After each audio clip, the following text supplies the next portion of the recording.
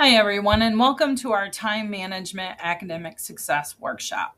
My name is Angie Leet. I'm Associate Professor of Exercise Science here at UIU, and I also am an instructor in the FYS program.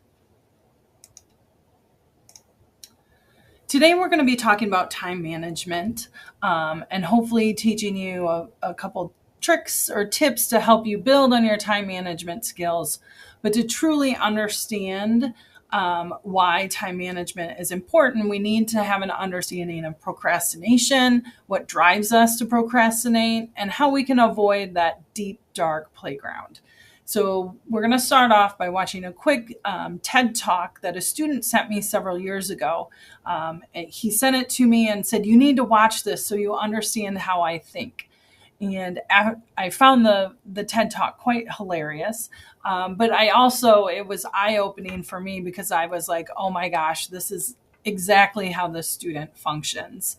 And so it helped me to have a better understanding of how the student functioned and then how I can help that student to be better with their time management skills.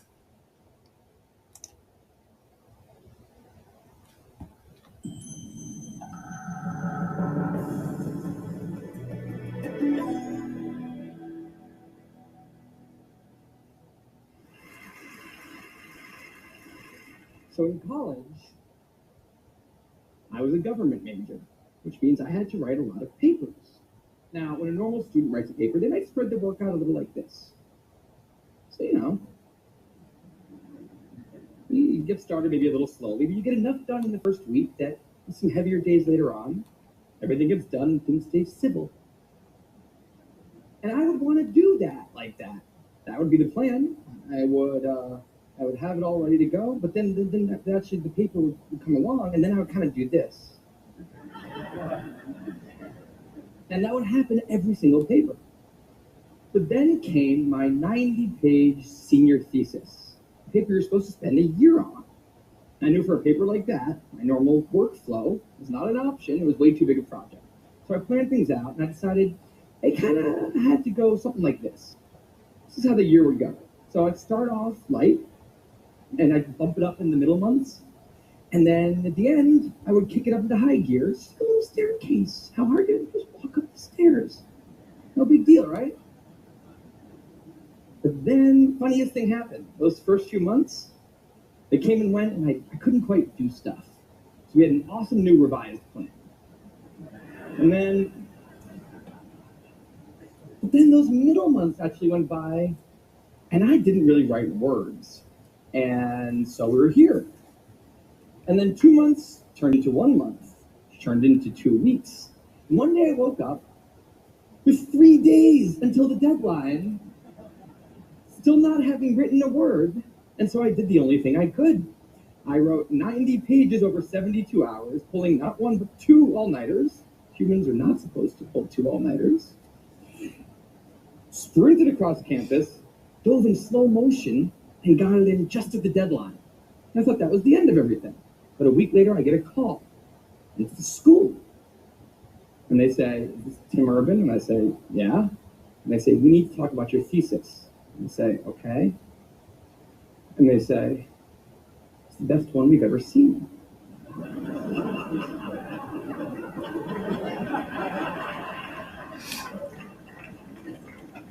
That did not happen.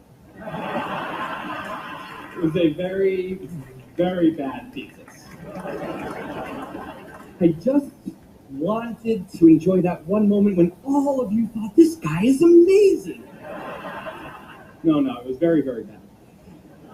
Anyway, today I'm a writer, blogger guy. I write the blog Wait But Why. And a couple of years ago, I decided to write about procrastination. My behavior has always perplexed the non-procrastinators around me, and I wanted to explain to the non-procrastinators of the world what goes on in the heads of procrastinators and why we are the way we are. Now, I had a hypothesis that the brains of procrastinators were actually different than the brains of other people. And to test this, I found an MRI lab that actually let me scan both my brain and the brain of a proven non-procrastinator, and so I could compare them. And I actually brought them here to show you today, and I want you to take a look carefully to see if you can notice a difference. And I know that if you're not a trained brain expert, it's not that obvious, but just take a look, okay? So here's the brain of a non-procrastinator. Now, here's my brain.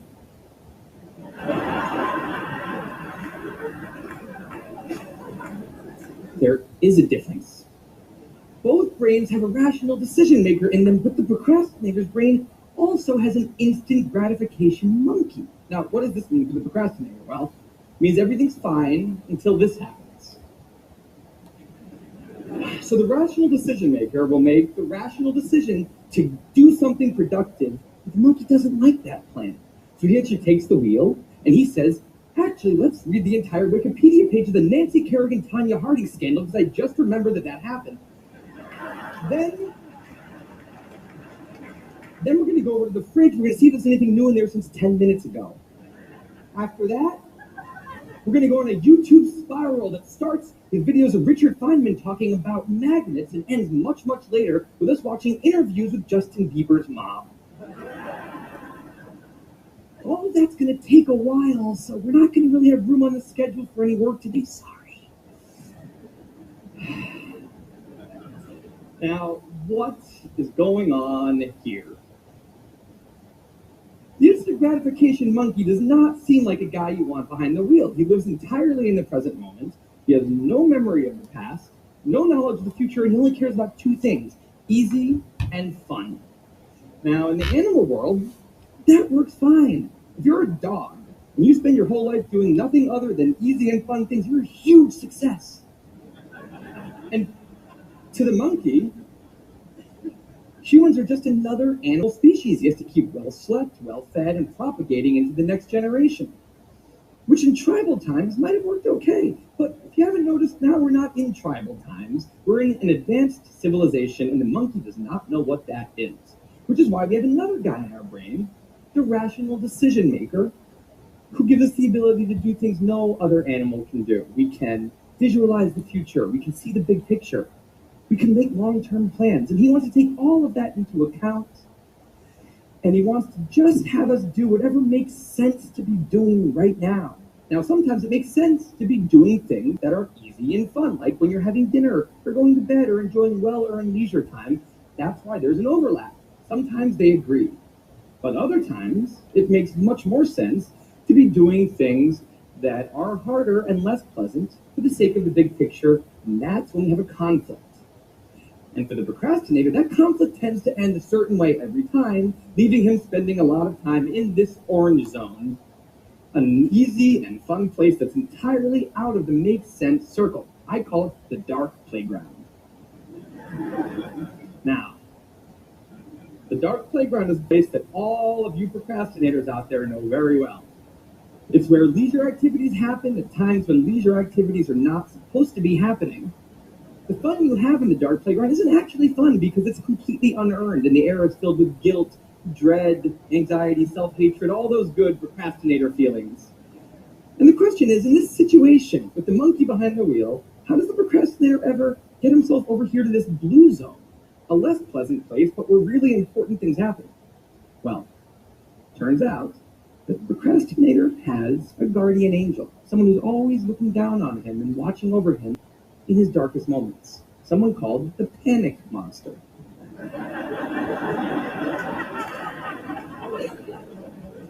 Now, the panic monster is dormant most of the time, but he suddenly wakes up anytime a deadline gets too close or there's danger of public embarrassment, a career disaster, or some other scary consequence. And importantly, he's the only thing that the monkey is terrified of.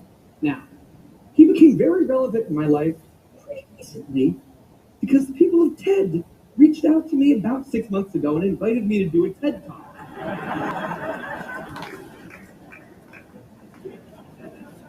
Now, of course, I said yes. It's always been a dream of mine to have done a TED Talk in the past.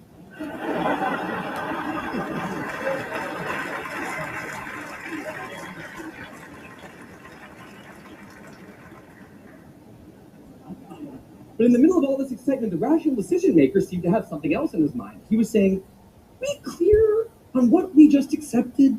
Do we get what's going to be now happening one day in the future? We need to sit down and work on this right now. And the monkey said, totally totally agree, but also let's just open Google Earth and let's zoom into the bottom of India, like 200 feet above the ground, and we're going to scroll up for 2.5 hours till we get to the top of the country so we can get a better feel for India.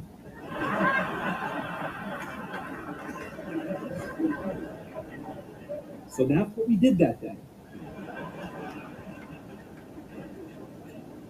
As 6 months turned into 4, and then 2, and then 1, the people of TED decided to release the speakers. And I opened up the website, and there was my face staring right back at me, and guess who woke up? So the panic monster starts losing his mind, and a few seconds later, the whole system's in mayhem.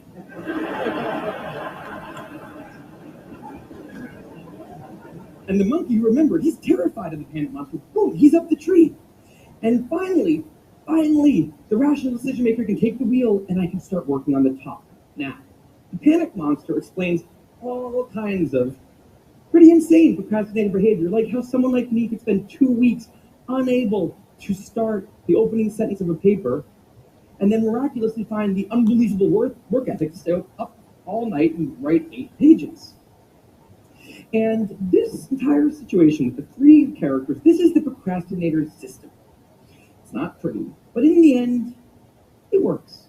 And this is what I decided to write about on the blog just a couple of years ago. Now, when I did, I was amazed by the response. Literally thousands of emails came in from all different kinds of people, from all over the world, doing all different kinds of things. These are people who are nurses and bankers and painters and engineers and lots of PhD students. And they were all writing, saying the same thing. I have this problem too. But what struck me was the contrast between the light tone of the post and the heaviness of these emails. These people were writing with intense frustration about what procrastination had done to their lives, about what this monkey had done to them. And I thought about this, and I said, if the procrastinator system works, then what's going on?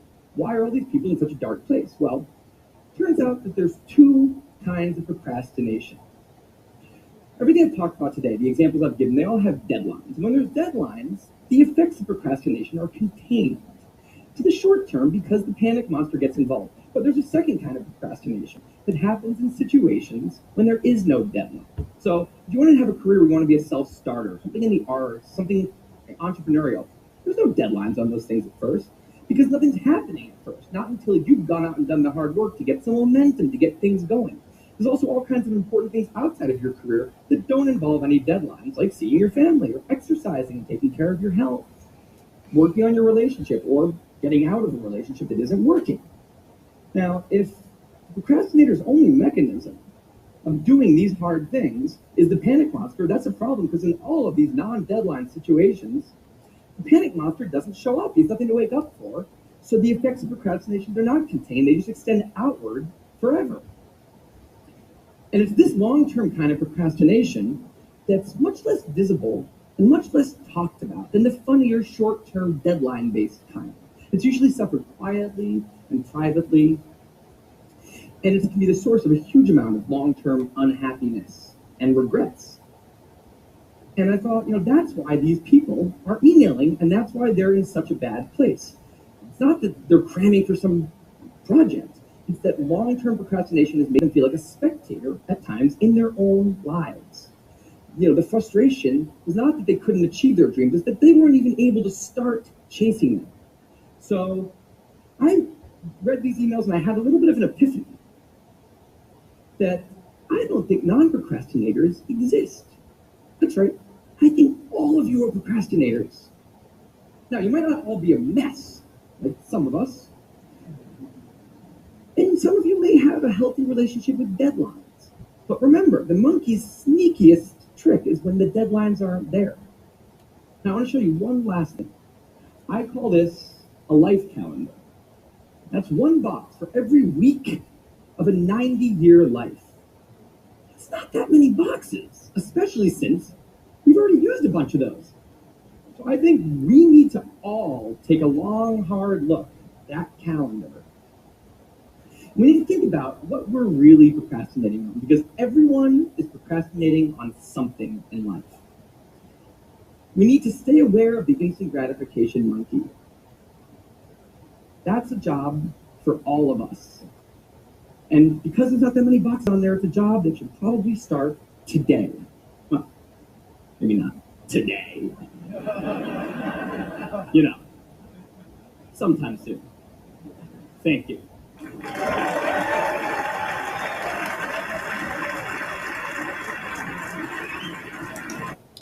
So the next thing I want you to do is take out your phone, use the QR code here to go to a short quiz on helping you understand where you rate as a procrastinator. The quiz has 20 questions. It takes roughly 3 minutes to complete. Be sure to not spend a whole lot of time on each question. Try to go with your gut feeling. There are no right or wrong answers as we do this, but it will give you a little opportunity to see what type of procrastinator you are. After you've done this, or before you do this, go ahead and pause this video. And then once you've completed the quiz, then you can come back and join us with your results. Now that you've completed the procrastination quiz, you should have a general idea of where you fall. If you tend to be on the low in procrastination, or if you are ranked higher on the procrastination scale. Most of us, or the general public, falls somewhere in the middle of that, that scale, in that 55 to 74 range. So why is it important to understand where we fall in that procrastination? When we look at some of the science behind procrastination, what we find, and what the video talked about, is that we're all procrastinators in some way. We tend to put people in boxes. Either you're a procrastinator or not a procrastinator, but we all procrastinate about things in some way. Procrastinators, or chronic procrastinators, struggle to manage their time effectively, and they tend to focus on less important tasks. Oftentimes, procrastination comes because we are anxious or overwhelmed about a task. And one way to cope with that anxiousness or stress is to procrastinate, which in fact actually adds to the stress. But that initial procrastination, or the promise that we're going to attend to it tomorrow, relieves us of that anxiety and stress. Procrastinators, or chronic procrastinators, also tend to have poor self-regulation. They give in to distractions and temptations, and they tend to dwell on negative thoughts more than others, or non-procrastinators. They spend a lot of time in that dark playground area. So next, we're going to talk about some tips and do a few activities that will help you to improve your time management, and maybe use some of the tools that we have available through UIU Learn or Microsoft Office that can help you be more productive. So the first thing we need to do is figure out, in a general sense, what our week looks like and where those pockets of time are that we can use to study and spend time on homework. So the first thing you want to do is get out this grid, which your instructor will provide to you, and get out a marker or a highlighter or a pen and draw out your blocks of time where you're scheduled. So things like, if you have in-person classes, you're going to go ahead and block those out. If you have a full-time job, you want to block those out as well, or that time out as well. If you have a job that has flexible time, then you'll try your best to figure out when those pockets of time are. You want to make sure to block out time that you spend eating, sleeping. If you care for young children, blocking out some of that time that might not be available for you to do homework or study time. And then figure out where those times are that you can dedicate to studying and completing your homework.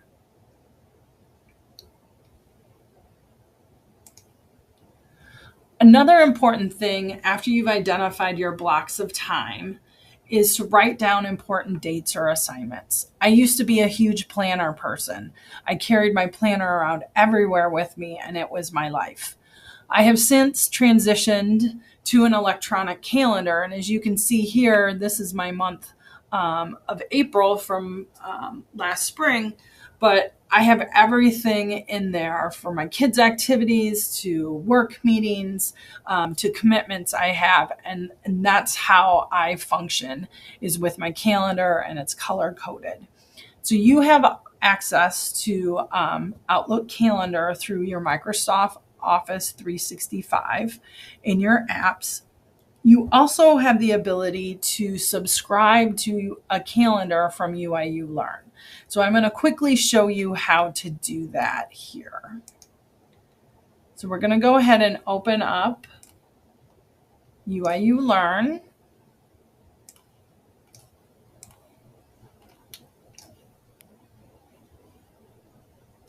And let me share the screen with you here.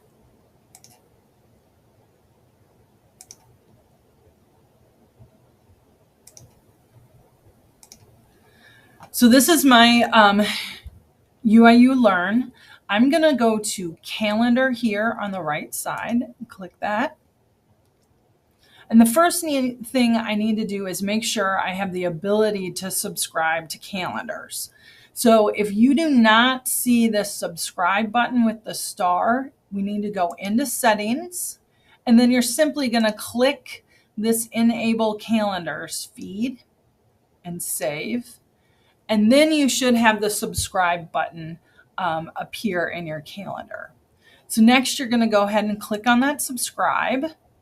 And then I'm going to choose what calendars I want to subscribe to. So I'm going to go ahead and select one of my FYS courses. And it's going to give me this link. So I'm going to go ahead and go in and copy that link. And then I'm going to go ahead and go to back to my home page in UIU Learn. And I'm going to click on in Office 365 my calendar.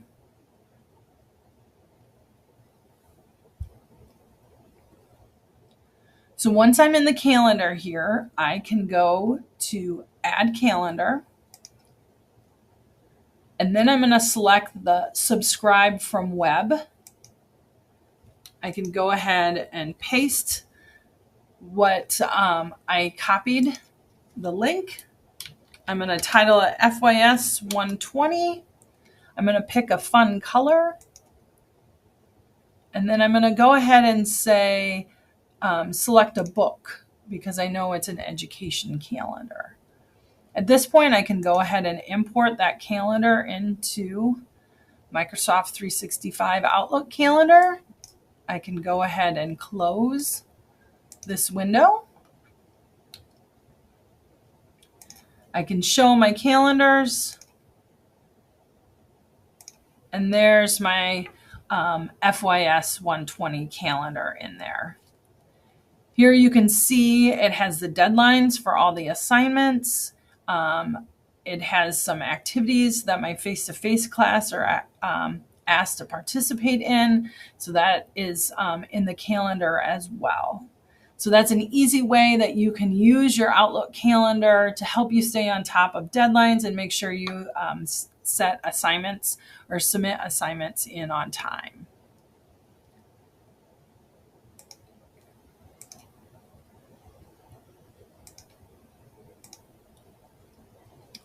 Also, be sure to use any technology that you have or that you might already be using to help you in, submitting assignments on time, blocking out time to spend studying and doing homework.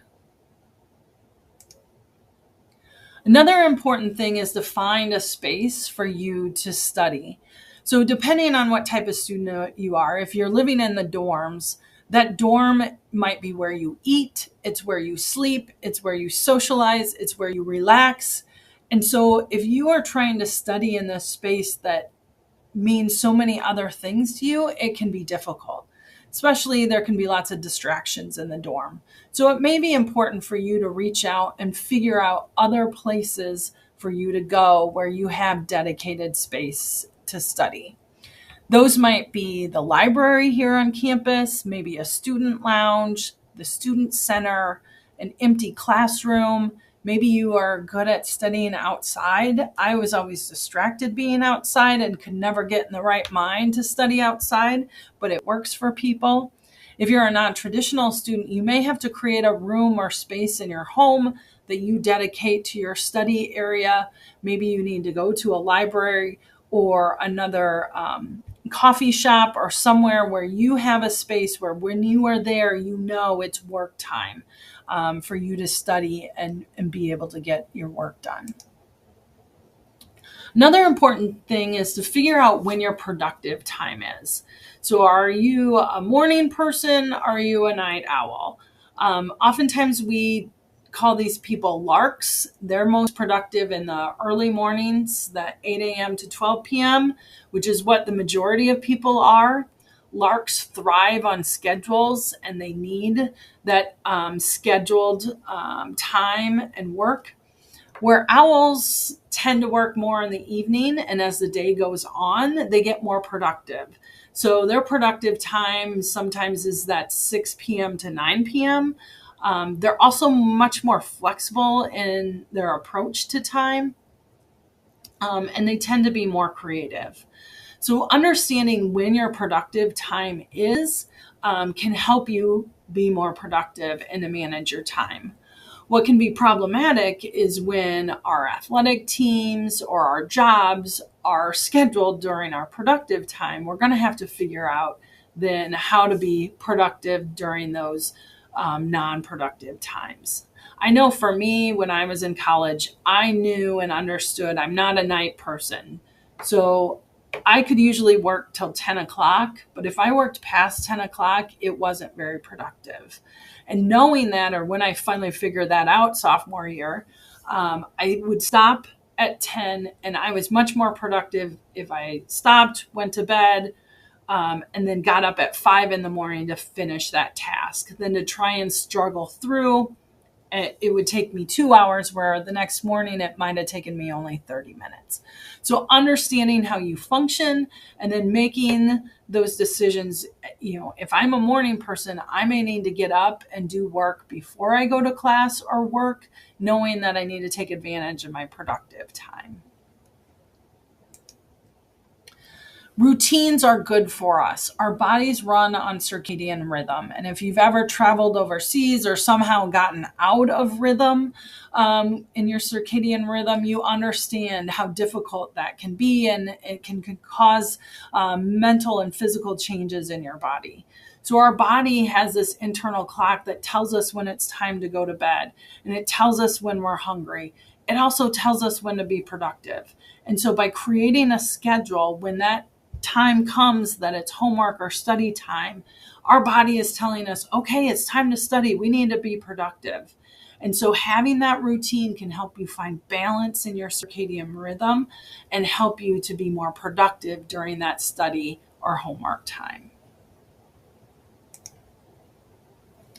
The next thing we want to do is be able to identify and minimize those time wasters.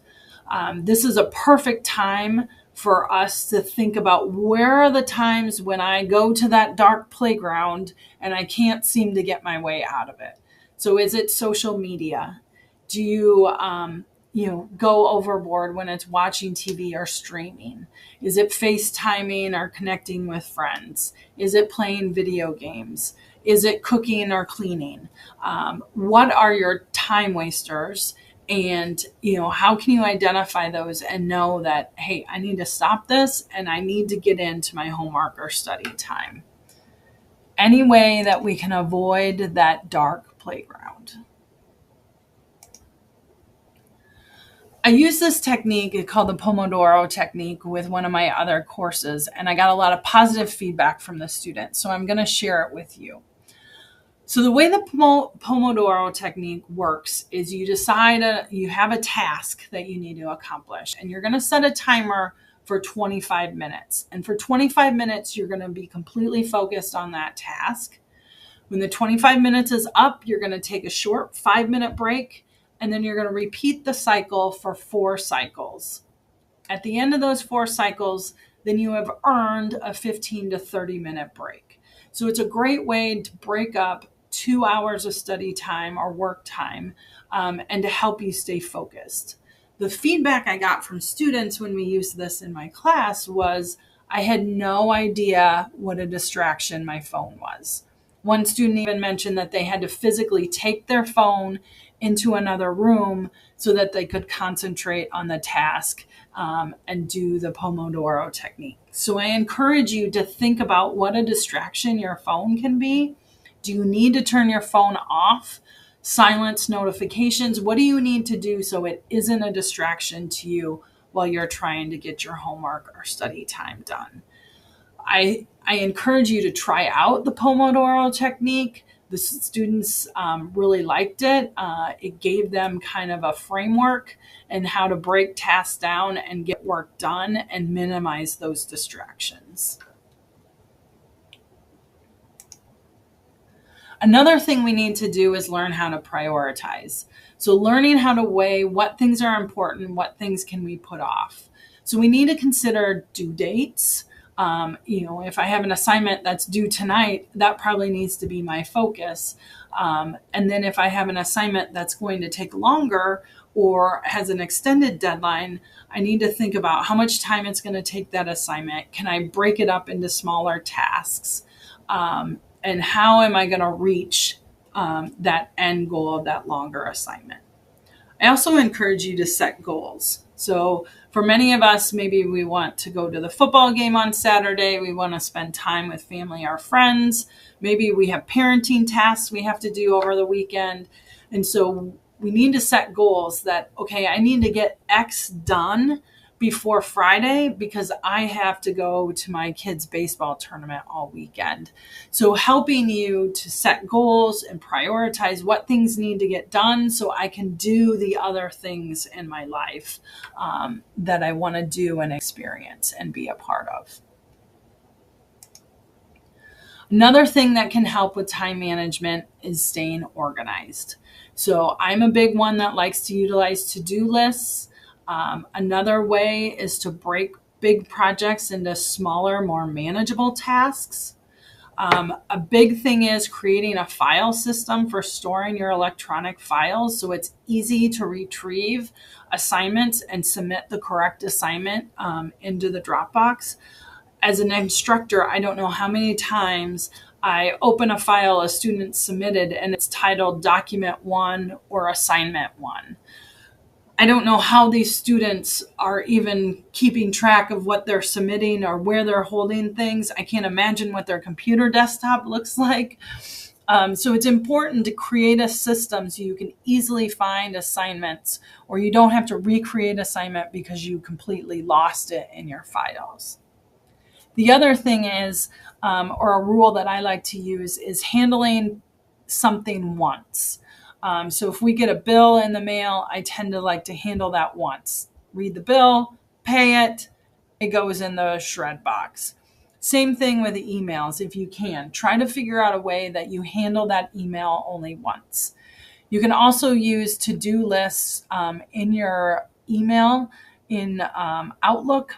You can create, or if you need to respond to an email, then you can put it in the to-do list again to help you stay organized. Then the last thing we need to do when it comes to time management is self-care. So some of the things we need to do is figure out a way to get enough sleep to help us to keep functioning. And so as you're blocking out your schedule and trying to figure out those study times, we also need to figure out when there's time for us to get adequate sleep. It's also important to be eating healthy, participating in physical activities, and then last, asking for help. Going back to school or being in college, it's difficult. And sometimes we struggle in the beginning. And so it's okay to reach out to your instructor, reach out to your academic advisor, reach out to counseling services, reach out to your FYS instructor. We're here to help you make this transition. We want it to be as smooth as possible for you. And we have tips, tricks, and ways that we can help you and assist you to make that transition easy. But we can't do it if we don't know you're struggling. So be sure to reach out and let us know if you need help with any of those. I hope you have enjoyed this workshop on time management, and we will see you next time. Thanks.